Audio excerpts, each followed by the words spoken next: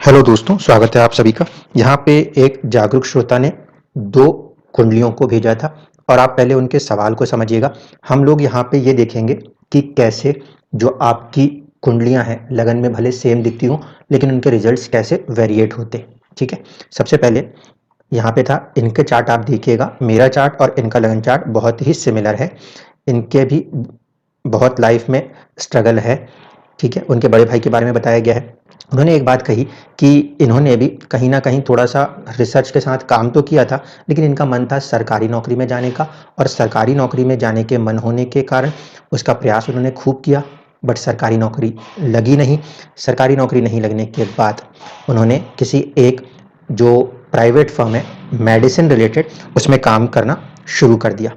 यहाँ पे एक मेजर क्वेश्चन ये है कि अगर हम थोड़े से ज़्यादा एक्टिव हैं काम करने में, तो ये जो व्यक्ति हैं, ये व्यक्ति उतने ज़्यादा एक्टिव नज़र नहीं आते, थोड़ा-सा लेज़ीनेस भी नज़र आती है, ठीक है?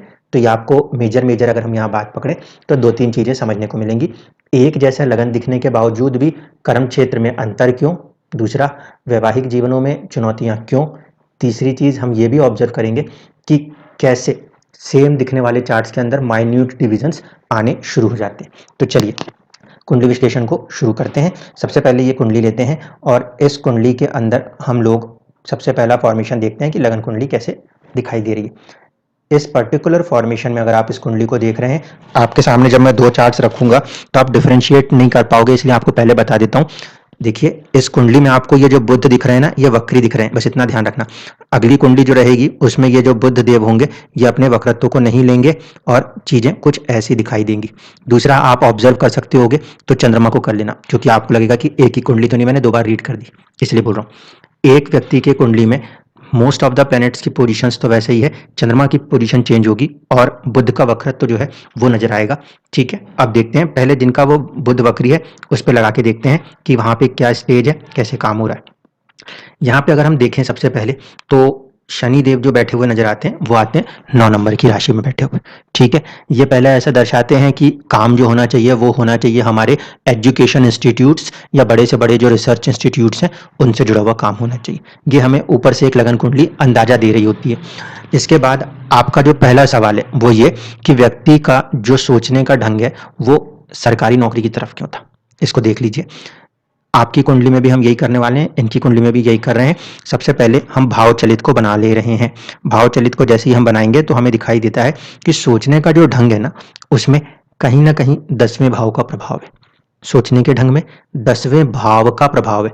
भाव का प्रभाव मतलब होता है कि व्यक्ति कहीं ना कहीं एक स्टेटस के बारे में जरूर सोचेंगे, जबकि बुध का जो राशि प्रभाव है, 7 नंबर की राशि है, शुक्र की राशि है, वहां पे आप मार्केट प्लेस देख सकते हो। शुक्र औषधियों के लिए भी जाने जाते हैं, क्योंकि शुक्राचार्य को हम मानते हैं संजीवनी। तो मेडिकल रिसर्च हो, मेडिकल के काम हो, ठीक है, किसी भी तरह के मार्केट्स के कोई जुड़े हुए काम कराने हो, तो वहां पे आपका दिमाग काम करेगा। क्यों काम करेगा? क्योंकि आपके बुध जो है 7 नंबर की राशि में बैठे हैं। आप में से जो भी व्यक्ति की कुंडली में बुध 7 नंबर की राशि में बैठे हैं, आप जरूर से चेक करिएगा। या तो आप लोग बिजनेस, या तो आप लोग मार्केटिंग, या तो फिर आप लोग मेडिसिन के मामले में नेचुरल कैपेसिटी रखते हैं। छोटी सी चीज को भी पढ़ेंगे तो आप आसानी से समझ लेंगे हम लोगों की जगह, ठीक है? तो बुध की खासियत उसके राशि प्रभाव की होती है, फिर होता है भाव प्रभाव। क्यों? क्योंकि बुध बुद्धि जो है हमारे सोचने का ढंग होती है।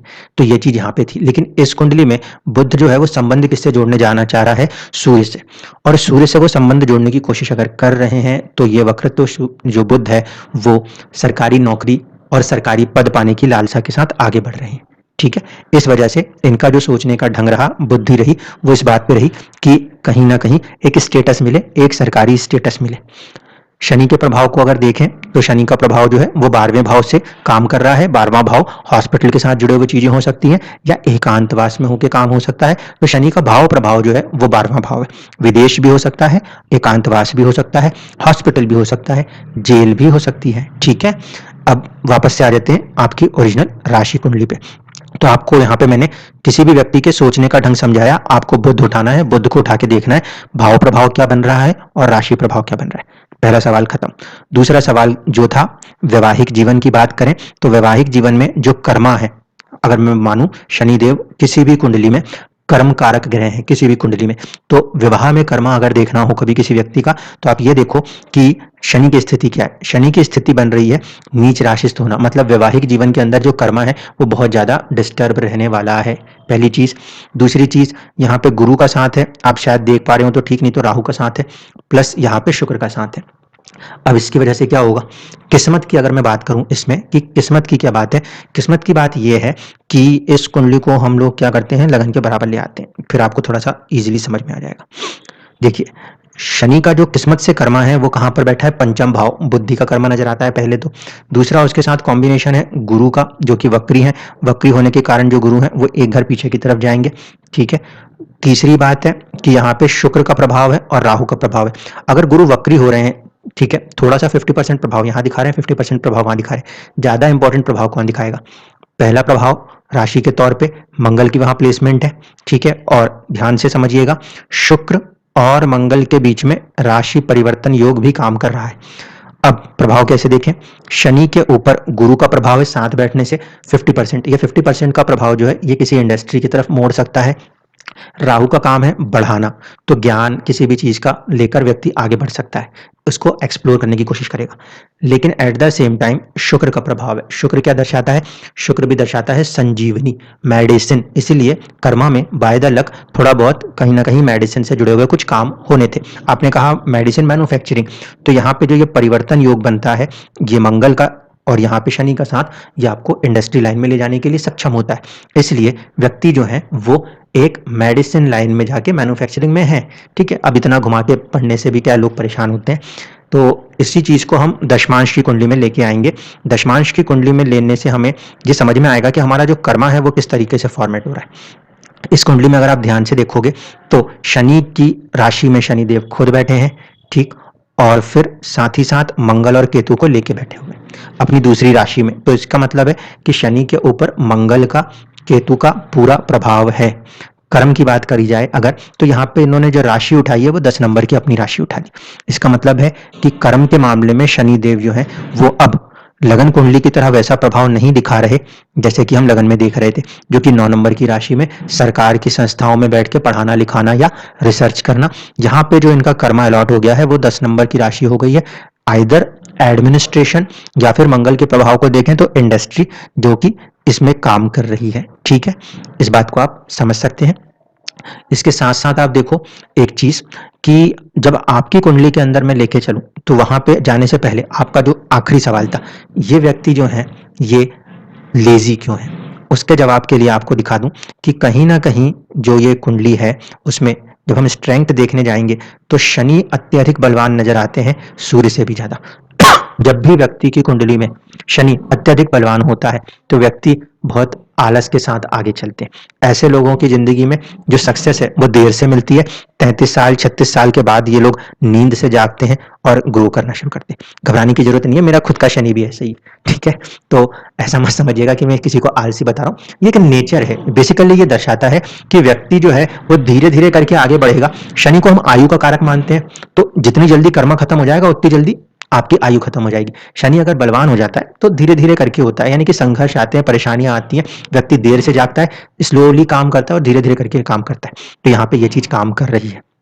चंद्रमा उतने स्ट्रेंथ में नहीं है, मन जो है ना वो उतना ज्यादा अपने क्या बोलना चाहिए कि काम को लेके जागृत नहीं हो रहा। इवन दो कि चंद्रमा यहाँ पे देखा जाए तो उच्च राशिस्थ तो नजर आते हैं, लेकिन उच्च राशिस्थ होने के बावजूद भी एक मन में जो उत्साह होना चाहिए कार्य को करने को लेकर वो यहाँ पे थोड़ा सा कम रहने वाला है। भले आप ये कह लें कि चंद्रमा उच्च राशिस्थ है, बट उससे कोई फर्क नहीं पड़ने वाला, ठीक है। अब आपकी अपनी कुंडली में चलते हैं, वहां देखते हैं कि परिस्थितियां कैसे बदलने वाली थी। तो जब आपकी कुंडली में हम आए, अब यहाँ पे देख लीजिए शनिदेव की प्लेसमेंट वही है, बुध की प्लेसमेंट वही है। सबसे पहले राशि चक्र को लगा के भाव चक्र में कन्वर्ट कर लेता हूँ। यहाँ पे देखते हैं तो सूर्य की तरफ नहीं बढ़ रहे, सूर्य केतु के साथ अपने आप ही पंचम भाव में आ गए हैं। झंडा पताका केतु सूर्य सरकार की पताका को लेकर रिसर्च में काम करने के लिए लोग कहते हैं कि 8 नंबर की राशि के शनि होते हैं। यहाँ पे राशि नहीं है लेकिन भाव प्रभाव 12वें का है। अकेले रह के काम करना, रिसर्च साइंटिस्ट होना, जेलों के काम होना, विदेशों में काम होना, ये शनि इस बात को ऊपर की लगन कुंडली से दर्शाते हैं, ठीक है। दूसरी चीज जो है, आपके बुध जो है वो कहीं ना कहीं 10वें भाव में है, तो आप भी चाहेंगे स्टेटस को पाना, लेकिन लेकिन अंतर इस बात का है, आपके बुध पीछे की तरफ नहीं आ रहे, इसलिए आप ये नहीं सोचोगे कि मुझे स्टेटस मिले। आपकी बुद्धि क्या सोचेगी, अब इसको जरा डिफरेंशिएट करके देखिएगा, वक्री ग्रह के प्रभाव को आप यहाँ से समझ जाएंगे। आपकी बुद्धि पीछे नहीं आ रही, आपकी बुद्धि आगे जाना चाह रही है, मोक्ष की तरफ जाना चाह रही है, 12वें घर की तरफ जाना चाह रही है। आप अपने काम पे लग के काम करना चाहते हो, जो मिले सो मिले, ये चीज होने वाली। बुद्ध का वक्री होना मतलब इंसान के दिमाग का, उसके सोचने के ढंग में ना एक आगे पीछे रिवर्स गियर वाली सिचुएशन है। आधा आगे जाएगी गाड़ी, आधा पीछे जाएगी। क्यों? क्योंकि मैंने आप लोगों को समझाया था, जब कोई ग्रह वक्री होता है तो वो उस समय अपनी बैलेंस स्टेट में नहीं होता, डिसबैलेंस हो जाता है। इसलिए वो व्यक्ति डिसीजन मेकिंग में कई बार डिसबैलेंस हो जाते हैं, कभी आगे कुछ जाते हैं, पीछे कुछ चले जा रहे होते हैं, समझ नहीं आता कि कितना आगे निकल गया, कितना पीछे जाना है। आपके में बुद्ध जो है वो वक्री नहीं है, इसलिए आपका डायरेक्शन पीछे की तरफ नहीं आता, आगे की तरफ जा रहा होता है। अब वो बैठे हैं 7 नंबर की राशि में, आइदर मार्केटिंग, आइदर आपका जो कर्मा टुवर्ड्स मेडिसिन रिसर्च, ठीक है, क्योंकि शुक्र जड़ी बूटियों को, जो मैंने कहा था संजीवनी है, वो वाले प्रभाव को वहां पे लेके चल रहे हैं, और वो संजीवनी दोनों ही कुंडलियों में हम देख रहे थे अष्टम भाव में बैठे हैं शुक्रदेव, इसलिए ये चीजें यहाँ पे बनती हैं, पहली चीज। दूसरा जो फॉर्मेशन था, मैरिज को लेके आपके सवाल थे, तो मैरिज लाइफ में देख लीजिए, और यहीं से हम किस्मत भी देखेंगे, तो थोड़ा सा एक डिफरेंस क्रिएट हो जाएगा।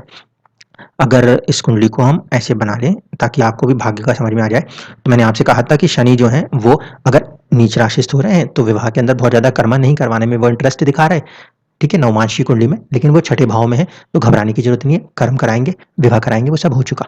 लेकिन अगर मैं उसे भाग्य के बराबर बना लूं, तो आपके इसमें जो प्रभाव है, क्या कोई एक्सचेंज हो रहा है? नहीं हो रहा। आपके में शुक्र का प्रभाव उच्च राशिस्थता प्रभाव है, शनि गुरु और राहु का प्रभाव है। गुरु का मतलब है ज्ञान, मंगल की राशि में बैठे हुए हैं, यानी कि एक तरीके से फायर एलिमेंट की राशि में बैठे हुए हैं, तो कहीं ना कहीं एक मोटिवेशन है, नेचुरल मोटिवेशन है। गुरु मतलब ज्ञान है, राहु मतलब विस्तार है। किसी भी ज्ञान और खोज का, रिसर्च साइंटिस्ट में राहु एक इंपॉर्टेंट फैक्टर है, उसका प्रभाव काम कर रहा है, और वही प्रभाव जो है आपको एक रिसर्च लाइन के अंदर रखे हुए, जबकि उन व्यक्ति को लाइन चेंज करा दी, परिवर्तन हो गया। इसलिए लगन कुंडली में जो वो शुक्र का प्रभाव था, वो नवमांश में कुछ बदल गया। आपके में ये शुक्र का उच्च हो जाना ये दर्शाएगा सरकार के साथ कभी कोई एक बहुत बड़े पद पे, मिनिस्ट्रियल कैंडिडेट जैसे पद पे बैठ के भी आपको काम करना पड़ सकता है, ठीक है। लेकिन अभी इतनी बड़ी हम लालसा नहीं पाल रहे, हम अभी देखते हैं कि दशमांशी कुंडली क्या ऐसे बात को सपोर्ट करती है। अगर हाँ तो फिर सोचेंगे। तो अब हम चलते हैं दशमांश को देखने। जब हम दशमांश को देखते हैं तो हमें ये नजर आता है कि आपके दशमांश की कुंडली में शनिदेव जो है फिर से पंचम भाव में बैठे हैं। कर्मा किससे होगा? बुद्धि से होगा, पंचम भाव से होगा, ज्ञान से होगा। राशि किसकी है? गुरु की राशि है। गुरु की राशि होने के कारण फिर से ज्ञान वाला ही कर्मा होगा। जो कर्मा यहाँ अलॉट किया है वही कर्मा यहाँ करना पड़ेगा, ठीक है। इसलिए आप रिसर्च फील्ड, रिसर्च साइंटिस्ट हैं, भारतीय हैं, विदेशों में वहां की सरकारों के साथ भी आप काम कर सकेंगे, ठीक है। दूसरा, यहाँ पे गुरुदेव खुद बैठे हैं। दसम भाव कहीं का भी हो, दसम भाव कहीं का भी हो, किसी भी डिविजनल चार्ट का हो, वो है तो ऊंचाइयां। तो व्यक्ति के अंदर ऊंचाइयां हैं ज्ञान की, तभी तो वो रिसर्च साइंस में काम कर रहे होंगे, ठीक है। गुरु के पास दूसरा है अष्टम भाव, अष्टम भाव का स्वामी होकर दसम में बैठे, देर से सफलता देंगे। 35 साल में मिलती है लोगों को, 33 साल के बाद मिलती है, आपको देर से मिलेगी, 36 के बाद शुरू होगी, ठीक है। उसमें कोई टेंशन लेने की जरूरत नहीं है। यहाँ पे जो ये फॉर्मेशन है, ये गुरु आगे नहीं जा रहे, ये गुरु पीछे आ रहे हैं, चंद्रमा की तरफ आ रहे हैं, नवम भाव की तरफ आ रहे हैं, इसलिए थोड़ा सा चुनौतियों के साथ होंगे। लेकिन आपका जो D10 है, डिविजनल चार्ट 10 है, वहां के 10वें भाव पे गुरु का प्रभाव सीधी बात बताता है, व्यक्ति अपने जीवन के अंदर अपने बुद्धि के कर्मा, और 8वां भाव खोज का होता है, उस कर्मा को लेके चल रहा है, ठीक है। इस वजह से ये चीजें आपके साथ हो रही हैं। सूर्य राहु का फॉर्मेशन है, कहीं ना कहीं आरोप प्रत्यारोप सब कुछ होंगे। सूर्य पे ग्रहण भी आएगा, कई बार आपके काम बनते बनते रुकेंगे, कई बार लोग आपको बोलेंगे कि आपसे ये नहीं बन पा रहा, लेकिन सूर्य सूर्य है और राहु राहु। ऐसा नहीं है कि सूर्य राहु का कॉम्बिनेशन है तो इसका मतलब है कि जिंदगी में सफलता नहीं मिलेगी, देर से सफलता मिलती है। कई बार लोगों को, भाई बड़े रिसर्च साइंटिस्ट जो हैं, वो मैंने बोला ना कि शनि क्या है, शनि कछुए की चाल होता है, जितना धीरे धीरे चलता है उतना ज्यादा सक्सेस देता है। यहाँ पे यही चीज है, शनि क्योंकि चीजों को संभाल रहे हैं तो धीरे धीरे करेंगे, और तकरीबन तकरीबन एज ऑफ 42 एंड 48 के बीच में जाके एक प्रॉपर रिकग्नाइजेशन होगा, प्रॉपर रिकग्नाइजेशन होगा। क्यों? क्योंकि राहु और सूर्य का प्रभाव यहाँ पे दशमांश की लगन में है, और ये प्रभाव काम करेगा। तो around the age of 42 and 48 आप जो भी कुछ बड़ा कर रहे हो वो होगा, और उसकी वजह से आप जाने जाओगे। तब जाके तो आपको सरकार बोलेगी कि आइए किसी एक पर्टिकुलर विभाग को आप संभालिए, ठीक है। तो ये चीज यहाँ पे नजर आती है। अब बात ये कि आप जो है उस लेवल पे क्या बोलना चाहिए, लेजीनेस क्यों नहीं रखते?